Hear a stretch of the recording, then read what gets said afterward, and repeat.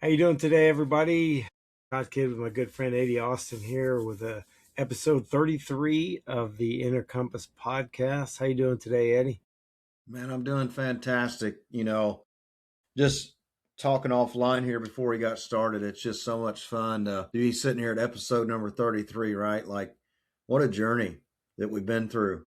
Yeah, it really has. I mean, you know, we started at the thought of eight, and we've already we're almost five times that now. So that's fantastic.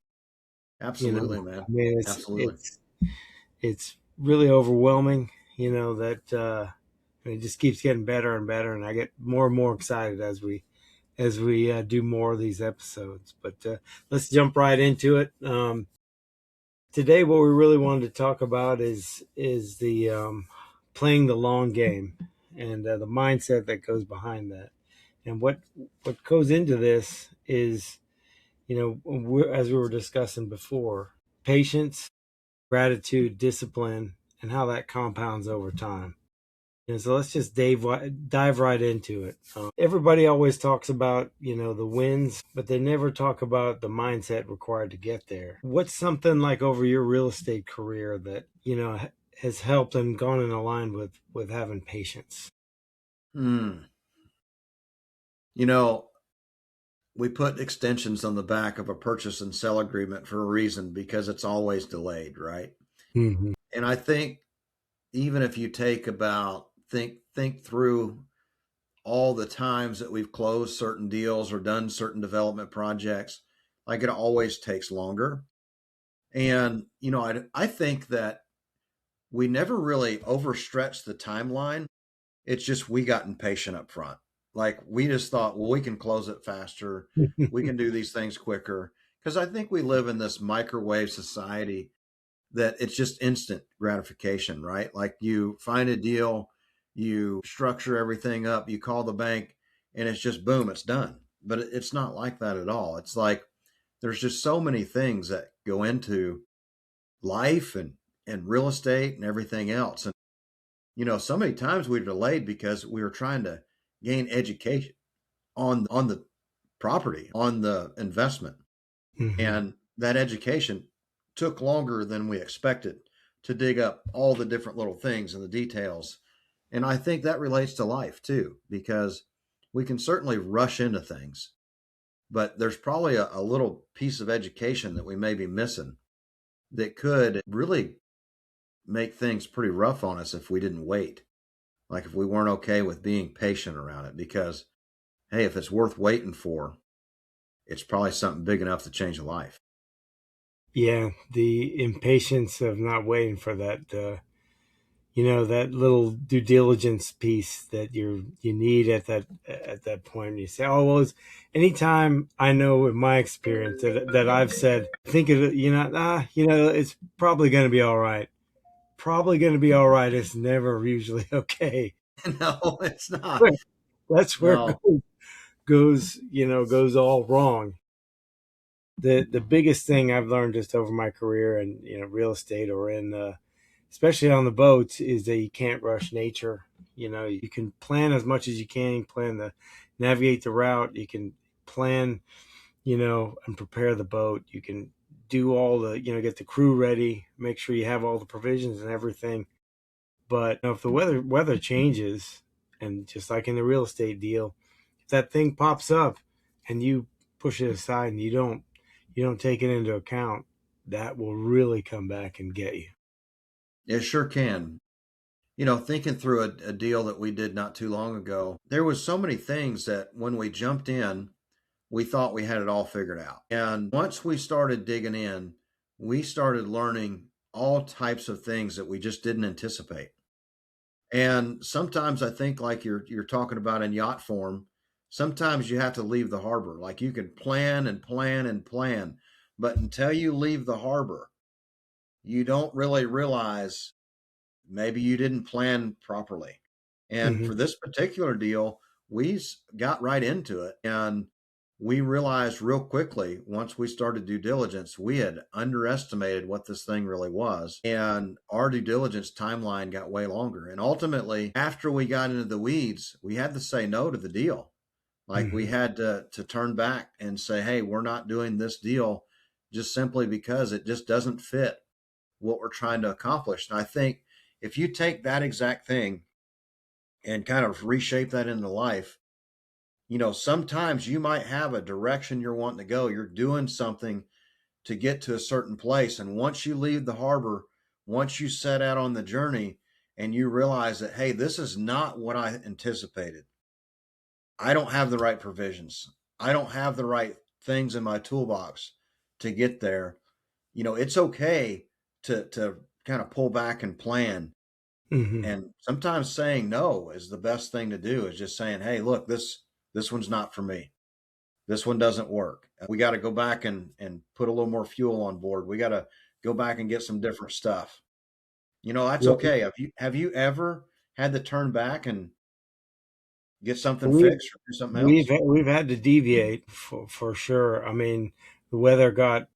We thought it was going to be, not that great, but it ended up being worse than anticipated. So we've had to deviate and pull in and kind of get weathered in for a while. I mean, that's happened a few times, and we've had to deviate also sometimes just because things go wrong, unexpected circumstances, and that's also happened in real estate.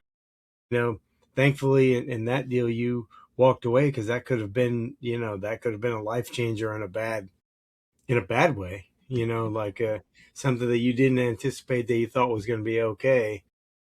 A few years into the deal, and that one pipe or that the cast iron piping or what have you ends up being catastrophic, and you got to dig up the concrete floor throughout the whole building. I'm saying that because I've been there. I was going to say, you sound like you're speaking from experience. I know we've definitely cut up concrete before to replace under slab pipes, and it gets expensive. It's not fun. It's disruptive to tenants, and at the end of the day, it Yeah. just doesn't work out very well. Yeah, the that doesn't enhance the resident experience when you're cutting a hole in their floor and you have to replace them for a couple of weeks, because it's never just a couple of days when you're cutting up the floor. No, no, not a bit. Not a bit. Scott, And what would you say has been one of the biggest things that taught you that patience and gratitude paired with your discipline had a compounding effect? What's one thing that really rings to you like that was the moment that all this paid off? Because both of us are doing a lot of cool stuff, yeah, and there's sometimes we get a payoff, right? Like we get to this place and you just look around and you're like, wow, this is really cool.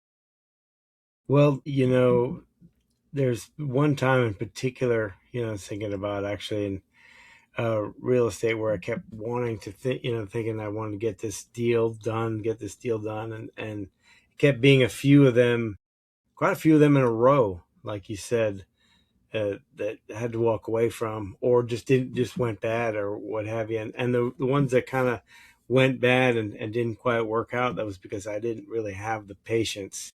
I should have just had the patience to say, you know what, instead of like me trying to push this through, which is kind of what we did, and it didn't work out, and we ended up losing money and stuff like that.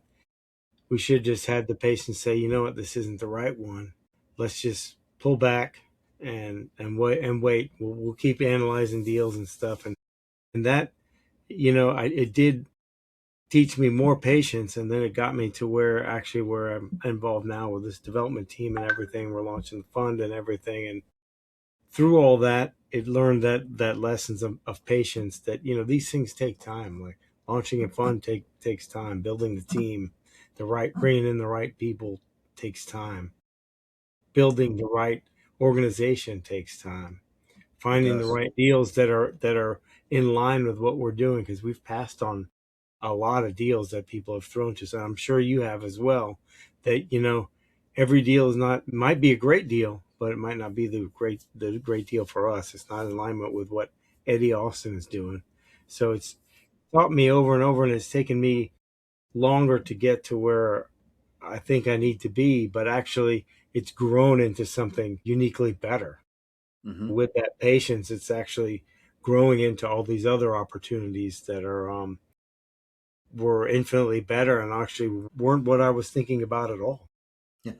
For sure. And it's really interesting because, like in business, we almost get rewarded for speed and urgency. Like it's Hmm. kind of like the velocity of money. But at Hmm. the same time, you have so many other people involved that you have to think about. Hmm. You need to move fast and make decisions, but at the same time, strategic steps and planning, especially when you're stewarding employment, like you're an employer to several people and you've got several customers and you're navigating certain things, like you have to like lead with patience and you got to plan everything out properly, because if you don't, you're carrying everybody else. Like you're not just carrying the things that you're doing in your life, but also what you're talking about. I know those deals you're talking about have also changed other people's lives.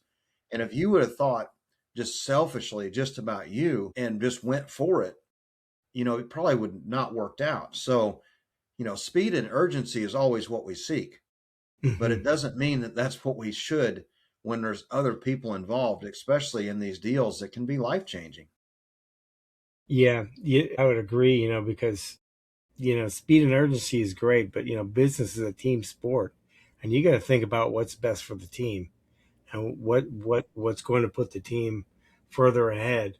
You can go for your own individual gains, but it probably won't get the team to the finish line. It might get you ahead, but that's going to probably create some kind of friction and cause a lot of issues within the team. And if you're going to go that way anyway, then you probably need to probably go out on your own and not be a part of that team if that's something that that goes against to what you guys agreed on. But it's really being with that team mindset is really where we all need to be, because patience really doesn't mean inactivity. It really means preparation. You're preparing you for that next moment. You're waiting for the right opportunity. And if it doesn't feel right and you're getting stressed about it, probably a pass, or maybe you need to take a step back. You want to be moving. You don't want to be forcing things. Has there been a time with you where the patience has paid off? Yes, and I want to back up for a minute.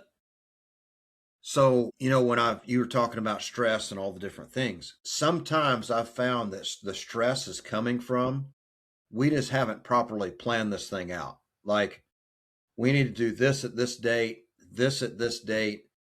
If we're behind, it's okay because we have dates in the back. But when we have a failure to plan, is when the stress just rolls in.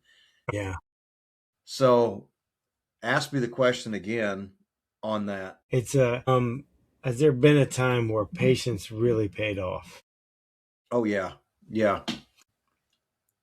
We were putting together a business plan that was for a company with about 20 employees, and we were being made to wait, to be patient. I'll be honest, it was not an easy thing to do, but it was almost like God was teaching me patience, because no matter how hard we tried, we could not get this thing to just go or work right. Like it was not working. And I started to get a little frustrated at the front end, but yet I was like I was being reminded to be patient. And I'll be honest, it ended up working out in such a way. It was like the best teaching wisdom experience ever, because if we would have sent capital when we sent capital, it wouldn't have went well. Like it, Oh, it would have almost bombed the company. And we thought we had it all figured out, and we were pushing, pushing, pushing. And come to find out, we had a couple account numbers that weren't quite lining up. We had some other things that weren't quite worked out yet. And if we would have went when we were ready to go, it just was not going to be a good ending. So what actually happened was is we had an investor come in, and throughout the due diligence and everything, we started paying attention to like fact checking, going back and checking the different things that we were comparing numbers with, and we had some misalignment. Mm. And that's where we had to like, okay, we got to move slower. We got to be more patient. We got to fact check these things more. And I'll tell you what, it massively paid off because we ended up on the final hours, purchased a company, saved 20 employees because of it. And we were able to make this company independent out of a franchise. This stuff would have never happened if we'd have got impatient and just, drop the hammer at certain times. Like we had to like slow down, work it all out, think this through. What's the repercussions that comes from this? Because we're dealing with a franchise. And sometimes with franchises, like you can get in some deep legal trouble by even using that name during that time. So, we had to really be careful and really navigate. And it took more patience than I knew I had at that point. It really did. But it all worked out. Well, yeah, you have to be very careful with those franchise agreements. They can be very, very stringent with their language and their terms because they've gone through the gauntlet of all the franchisees and all the attorneys and Yeah. multiple groups of attorneys. So it's a lot of very strong language in all those. Man, we ran the gamut going through everything. And when we finally went through the other side, we were way better off than what we thought we were going to be. And it was only because of patience. And I mean, it was not comfortable patience. I'll tell you that right now. It was not easy. It was not simple. I mean, I was thinking about the employees, I was thinking about the business owner, I was thinking about the investors, and it was just not a comfortable situation. But at the same time, I knew I had to be patient. I had to just wait. I had to make sure things were right. And it worked out massively. That's really really great that you showed that patience because there's definitely a learning moment like we discussed many times. Like a lot of times when we're having these issues, they're really more lessons. They are. They are. That's And absolutely right. you step back and say, what am I supposed to learn here? That's a Mm-hmm. great tip for everyone. Like a lot of times if you're struggling or something's really like you're against the wall, just say, what am I missing? What do I need to learn from this? You know? Absolutely. Absolutely. And and thinking of that, that's just a heavy reminder that a lot of times we need to reevaluate ourselves. We do. You know, so many times I've just went through different struggles and, just thinking through today, for instance, I just got back on a pretty big trip and getting back to the office and getting back in it. Like I got to take inventory. Like I got to step back and go, all right, what's most important? There's so many things that need to move, but what's most important? And I'll be honest, like I'm enjoying having this moment to stop and slow down Mm-hmm. and just take it all in because there is some times that we just get so busy and so consumed with all the different things going on that we forget what's most important. And, you know, it's when it starts getting stressful, I start to notice this. It's like, how do I personally put it in perspective when things get busy and things get stressful? I'm like, whoa, whoa, whoa, hold on. What is most important? Because I'm getting stressed out because there's all these different things I got to do. Well, I'm thinking about things a month in advance. Mm-hmm. That's not even important today. What's Mm-hmm. important today is to send a few emails, work on a podcast, have this podcast, and do the good things, and then do a little bit of work, and the day is done. Mm-hmm. So get some emails out, do some marketing, um, sit here with my good friend, take a moment, and just talk about this. And this is a reminder because I've noticed myself from the start of this podcast to right now, I've felt myself come down on the stress level simply because I'm like, what's most important? Yeah. What's most important, number one to me, is always helping somebody else. And recording this, we've seen in the comments already that people have enjoyed our conversations. And I got a text the other day, Eddie, really love that last podcast you and Scott put out. That right there, that's important. There's a couple other things I need to do today, but other than that, It's being right here, right now, and being present. Yeah, it most definitely is. When you look at younger investors today, especially like just to shift gears a little bit, because we're talking about podcasts and everything with like social media. Do you think our attention span's getting a little smaller with social media and everything, and you think it's becoming a bigger problem? I do.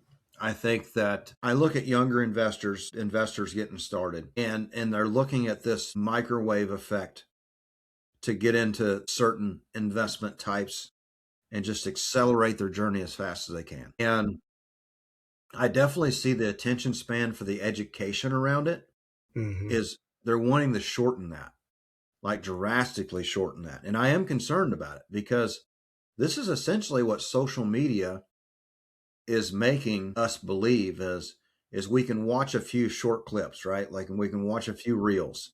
We could watch some shorts on YouTube and we're suddenly educated on what we're trying to accomplish. And let's be honest, it's not true. No. It's not true at all. And I do see there is a level of urgency to get into the investment world, but at the same time, there's not a level of education to protect them from facing some trials and tribulations that ultimately they could lose their money. Yeah, and I see the gap between education and experience. You can educate yourself as much as possible, but until you get out there and get the experience, you got to take some lumps sometimes to get those lessons. And you and I both know that we've been through it, still going through it, still going to have more lessons, still going to have. But as we get older and we learn those lessons, you know, it gets easier because we go, okay, that's similar to what happened before. Okay, we'll make these adjustments. Okay, and that in the microwave society, I think as you watch a few reels, and I think it enables people to make too quick of a decision, rather than looking at all the data and waiting. Like we're getting back to what we were saying about the due diligence earlier, maybe skipping a couple of the due diligence things, because as we saw, especially in the multifamily space from after COVID, a lot of people jumped in and came in and went, and maybe they didn't do necessarily the due diligence that they need to, and you're seeing that is really not helpful right now. A lot of people have lost their money and have are going through some stuff right now. But before that, when interest rates were low, people were doing 2 and 3 years where they were getting their capital back, and it was going like that. And a lot of people for a while got used to hearing that, and they thought that was the norm. When actually that was an unprecedented time. That's not normal. You know, we're getting back to the 5 7 years. Absolutely. I was thinking about this morning and I actually put together kind of writing a little bit and thinking about doing a LinkedIn article on it and even maybe doing a video, but it was really about understanding the cap rate, like understanding EBITDA, which is your two different metrics to evaluate either real estate, it can be business, but real estate or a business, and understanding the two. And as I was writing this and putting it all together, I got to thinking about the past 5 years of real estate. And I was thinking, man, used to when somebody said that it was a six cap, which would mean it was a 6% capitalization rate, was a good deal. Hmm. But when you think about the interest rate is over 6%, a six cap is no longer a cash flowing deal.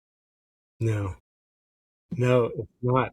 It's not the gap. It's not there. The Think about margin that for a is minute. And if you bought the deal at an eight cap and the interest rate is a six cap, this at 6% on that deal, essentially you don't have much cash flow, like hardly at all.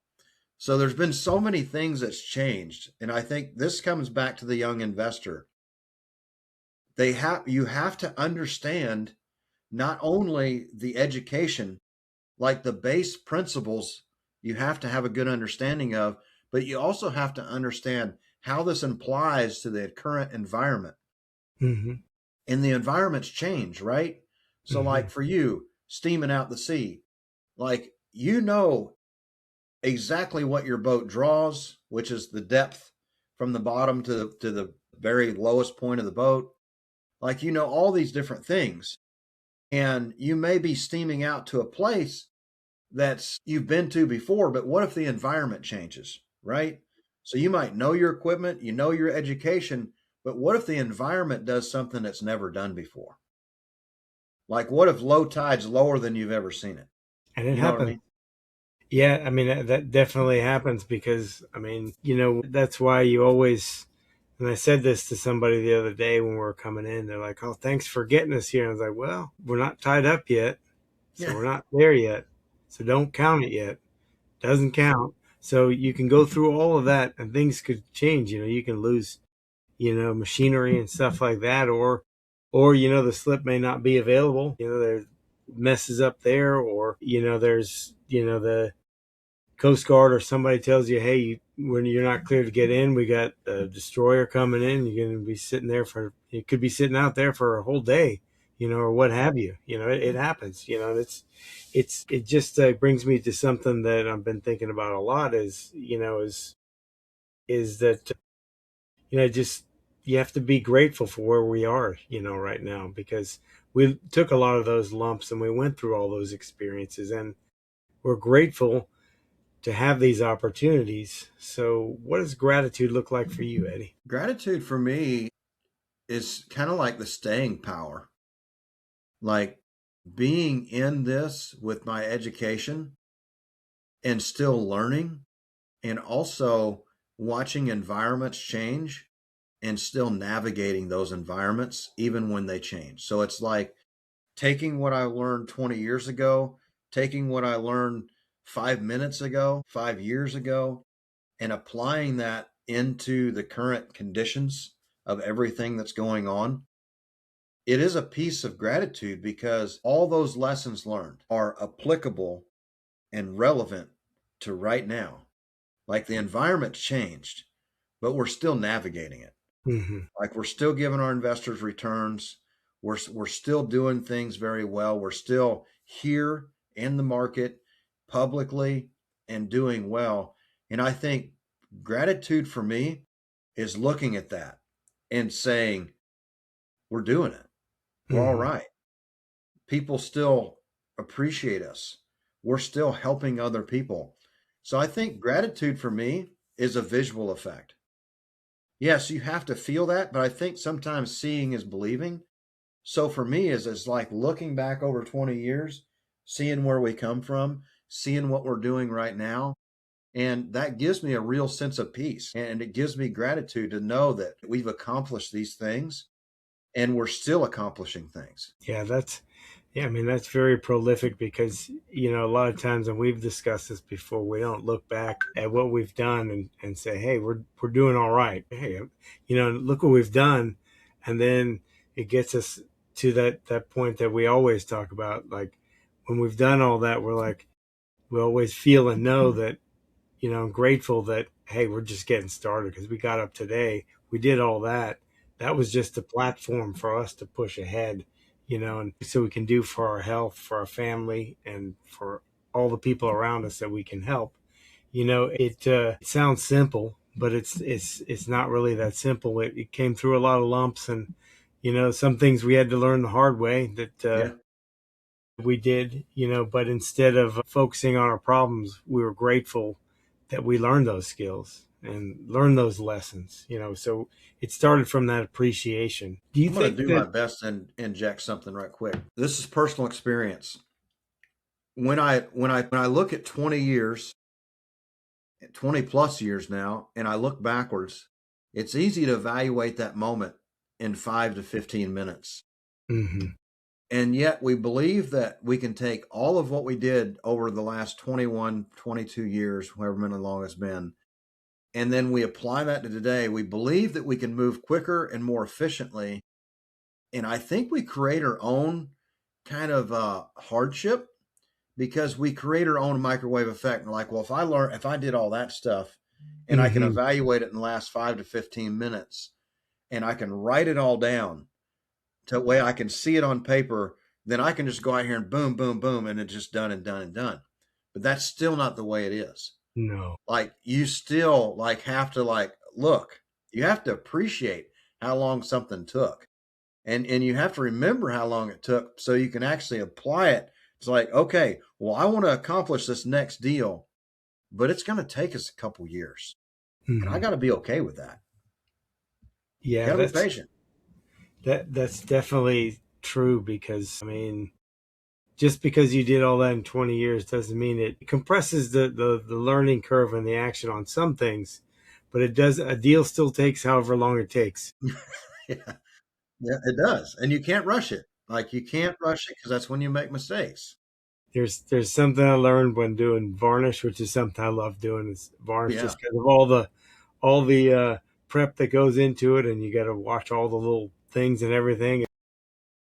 An older guy said to me a long time ago, he said, "The last coat is the last coat." Yep. So it That's means you true. can get to the very end, that spot over there. You're gonna have to do it again. So we'll be back again tomorrow. So that it teaches you, goes along with that patience, and it's I'm grateful to learn that lesson. And do you think that somebody can still be ambitious and still be grateful? Oh, yeah, absolutely. I mean, shoot, that's me in a nutshell every day. Yeah, me too. Me too. That's why I I, asked the question. yeah, I mean, I'm extremely ambitious every single day, but I'm also grateful, and that's a reminder. Honestly, that's a really good question or analogy because yeah, I'm unbelievably ambitious, but also I have to be grateful. Like I have to be like it's almost like the scale, right? Like you can't be more ambitious than grateful because the scale gets tipped and you start dealing with a lot of stuff. And Yeah, then when you get to the other side of grateful and you're not ambitious, you're just resting on your laurels.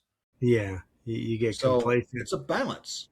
Yeah, you get complacent and everything else, and it's like I got asked the question the other day. Is like, well, you're doing all these things, you've done all these things.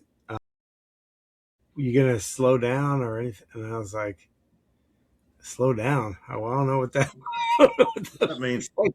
I was like putting a brick on the gas. I'm pulling the brakes off. I'm running till the wheels come off. absolutely.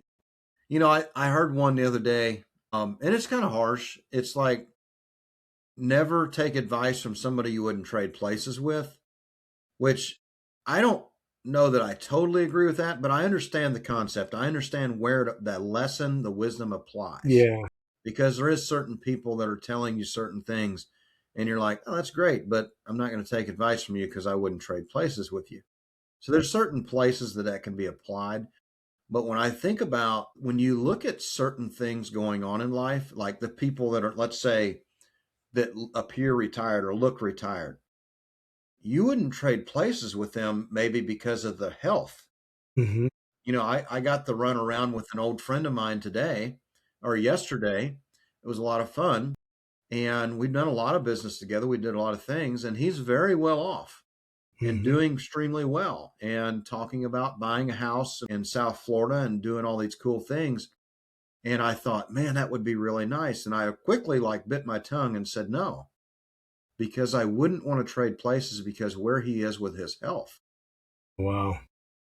Yeah. And so when you think about that, man, what does the desired life look like?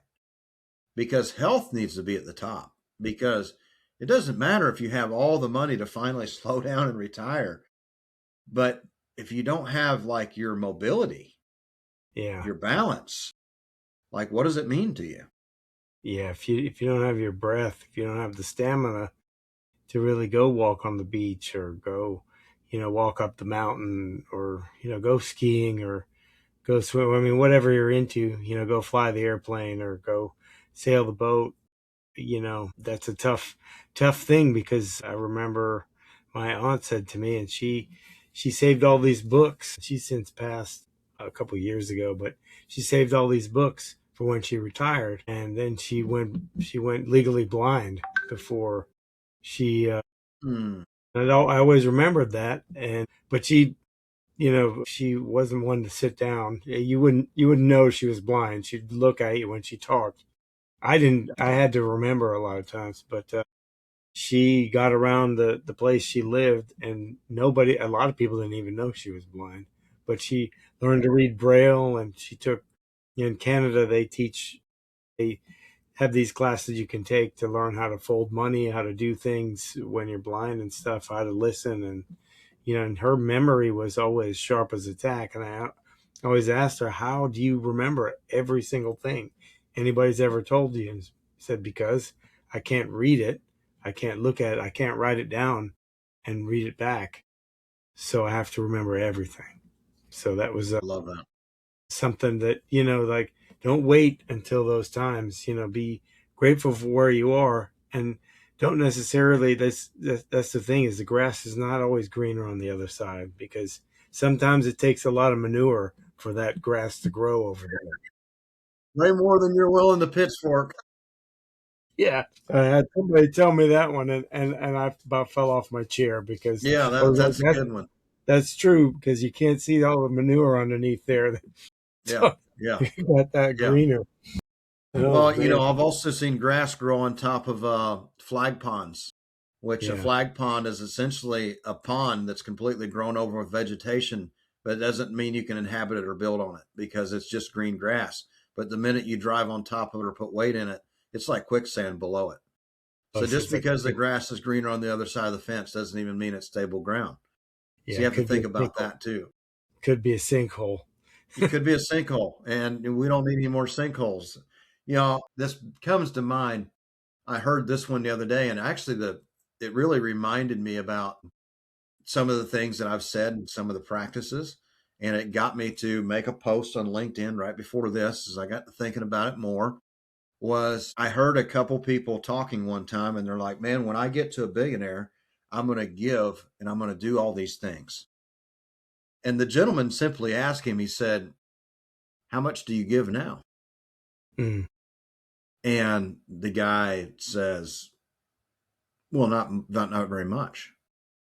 Well, I mean that's not really important to know what I'm giving now. And he goes, "If you're not giving now, what makes you think you're gonna? If you're not practicing your lessons now, then what makes you think you're gonna do it when you're a billionaire? If you're not giving at a little, what makes you think you're gonna give a lot?" So it's yeah. just like this. If you can be trusted with a little, you can be trusted with a lot. And I got to thinking about it in my book. I just announced that I'm actually going to, every sale of my book, I'm giving away 51% of the profits to good Nice. causes. And I Nice. got to think because I'm the same way, right? Like I'm sitting here going, look, I'm going to donate $1 million a month when we get to a Yeah. certain level. And when we make it to $100 million a month, we're going to give away 50 million a month or 51. And I'm Yeah. sitting here thinking, I'm like, but how much are you giving right now, Mr.?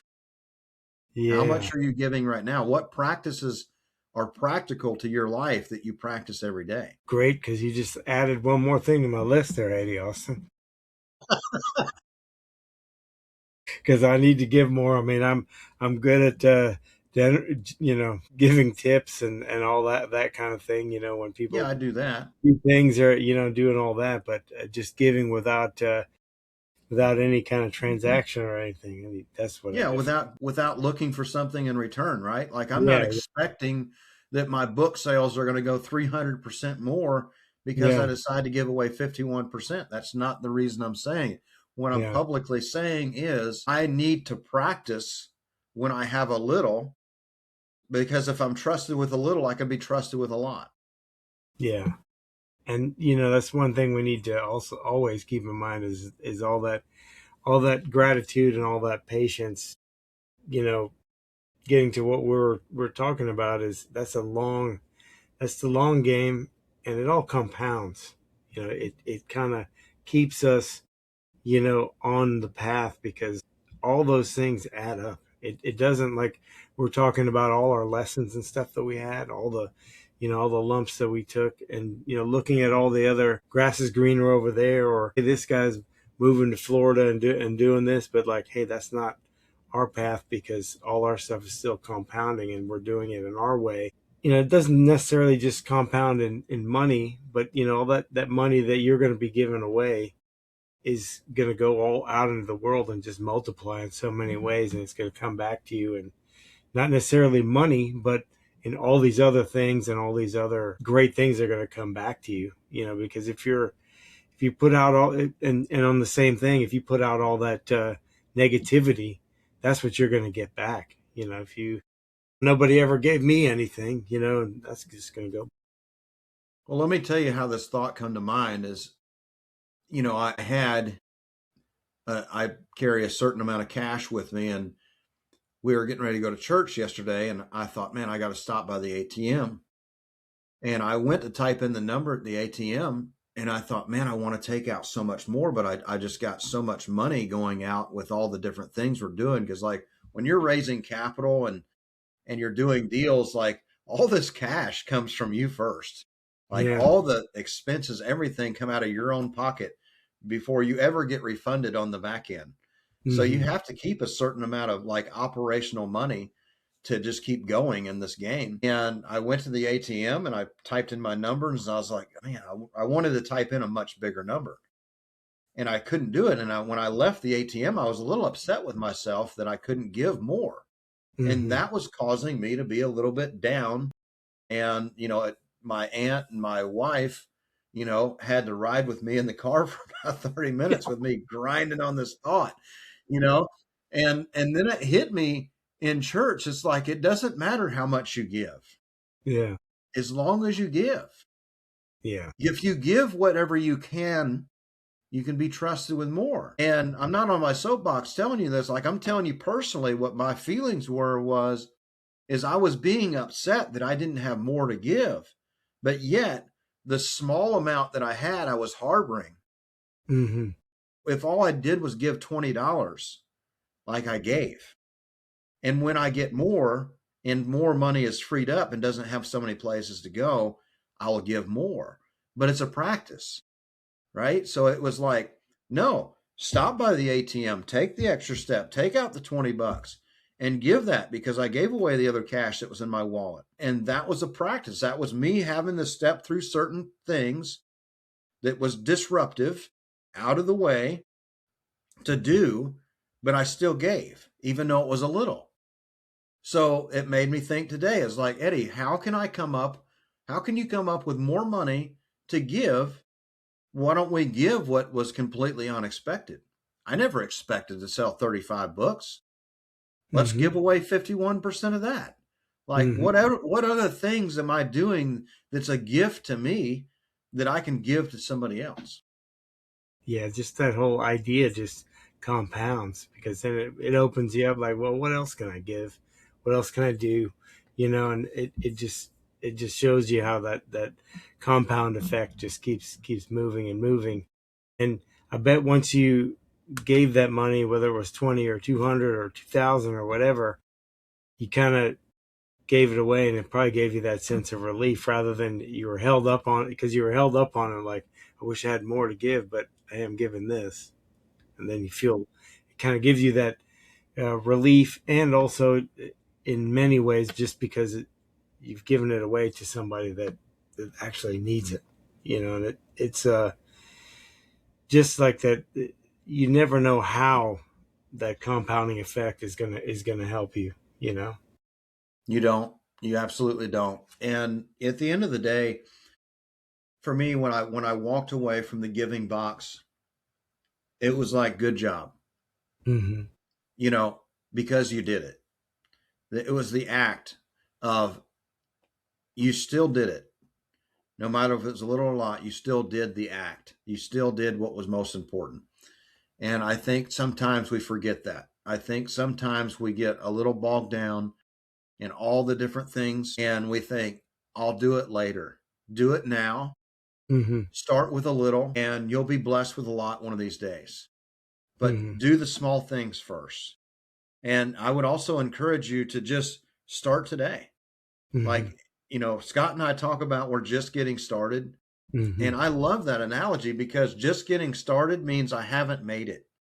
Mm-hmm. It means I'm starting with zero, knowing I have to make it to a certain place today. And if I don't make it as far as I need to go, at least I took steps. And I think that's the most important thing, is to just take the step. Yeah, it's more important that you get started. Just getting started, so you take that starter action, because it gets easier. It gets you start to become more grateful that, hey, I can do this. Change. Gratitude changes your attitude, because if Mm-hmm. you're grateful when you see where you are, and I heard somebody say, gratitude can change your attitude, but with gratitude, it'll also change your altitude, how high you can go. Because Boom. you will not ever go wrong being grateful. We need to put this podcast out first thing in the morning, because if I'd have heard this first thing in the morning, I'd have been turned up. Yeah, definitely, man. I would have been moving a lot faster this morning, because I that whole daylight saving time thing that kind of threw me out of whack. Because Yeah. yesterday, I woke up yesterday. I didn't even know what happened. Clocks changed. I was like, why did I feel a little different? Like I Yeah. got an hour less of time of sleep or something. I Mm-hmm. got up around the same time. So I mean, if you put my vote in, I'm against it. Just I'm leave the against it. clock alone. Leave, Second leave the that. clock alone. Leave the Leave it clocks alone. alone. I'm grateful that we have time, but let's just keep it how it is, or either this way or the other way. Because you go to the Caribbean, they don't do it. Everything's fine.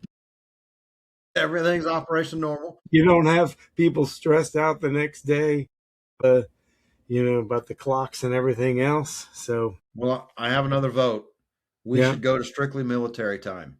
yeah, No more Eastern time, Mountain Standard time, Nevada yeah, time. yeah, It's 1 o'clock. yeah, And if it's 0600, it's 6 o'clock in the morning, yep. or We 6 go to that. p.m. actually. Yeah, yeah. We go to that 06 a.m. Dark 30, wherever that is. Yeah, exactly. Like, you just use that time, and everybody knows what time it is everywhere. Yeah, nobody needs to know AM, PM, because it gets confused. But that's my soapbox for the day of grievances. Hopefully, we'll get there one day. But let me skip ahead a little bit. And we've talked about the long game and everything else. And if somebody was feeling stuck right now, grinding constantly, and just feel like they're not getting ahead, and they're never feel like they're doing enough, you know, just kind of just seems like they're just barely keeping their head above water.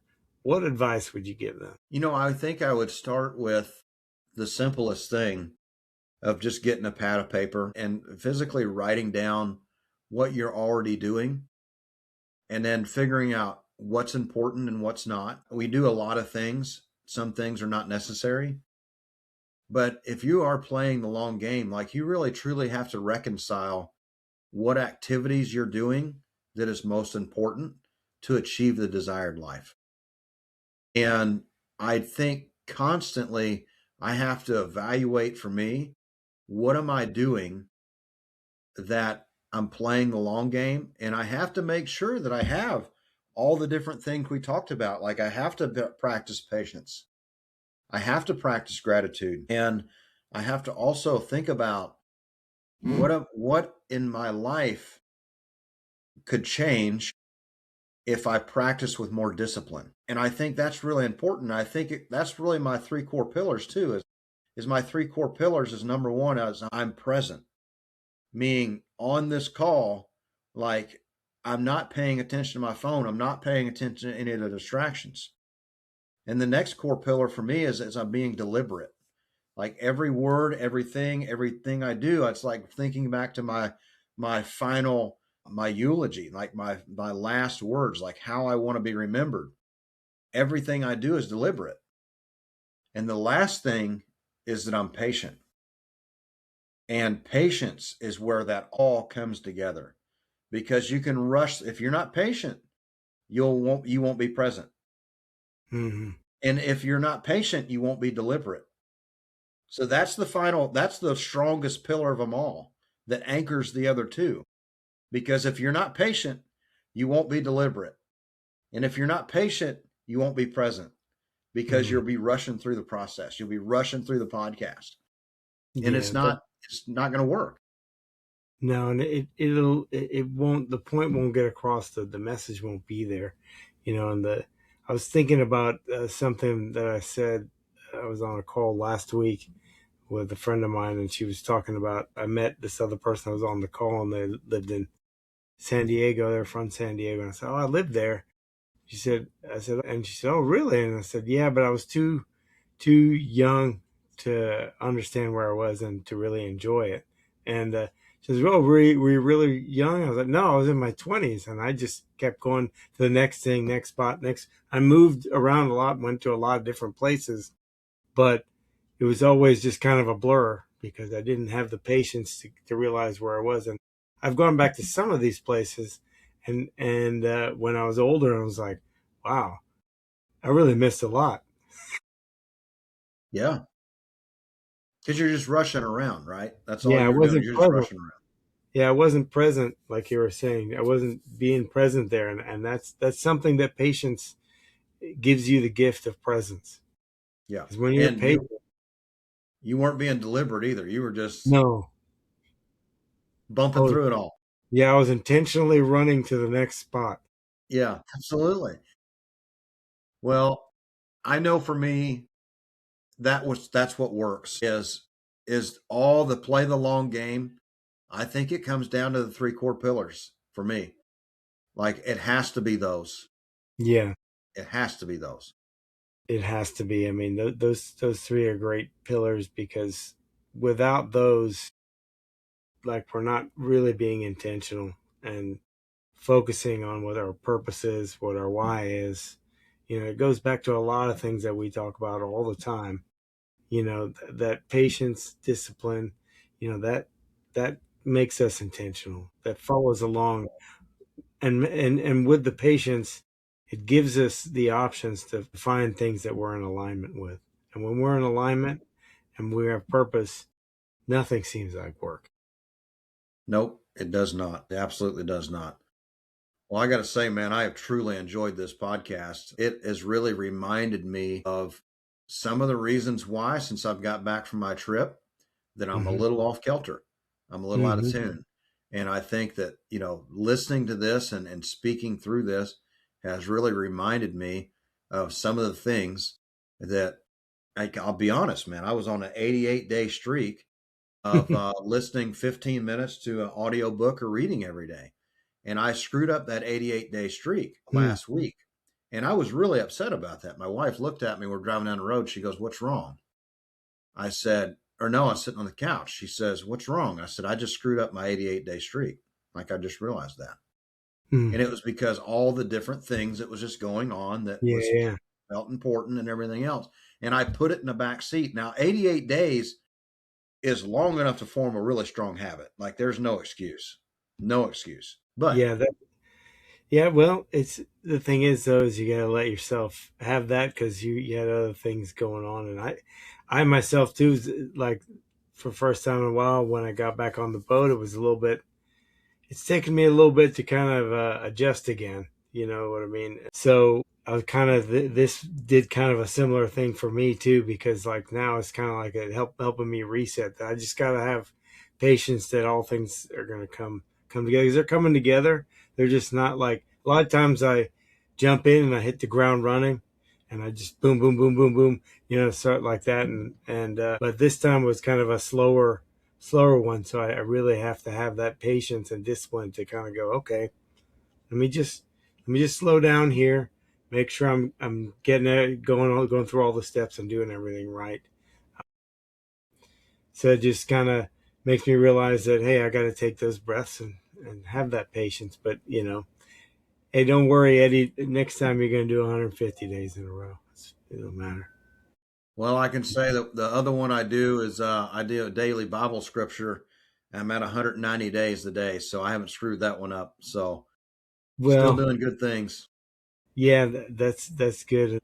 I did not. I read a couple little things the last couple of days. I always try to read something, but I did not jump into any of my books or anything like that. So I kind of missed a couple of days there. So that kind of shows that we're in alignment. We're both a little bit off. That's right. Well, we definitely, this podcast aligned us when it's out here in public. We hope it aligns you too. Yeah. Scott, where can everybody find you, buddy? You can find me at investwithscottkid.com, all the podcasts, the Inner Compass podcast, the crew check in. Just make sure and like, subscribe, share with your friends.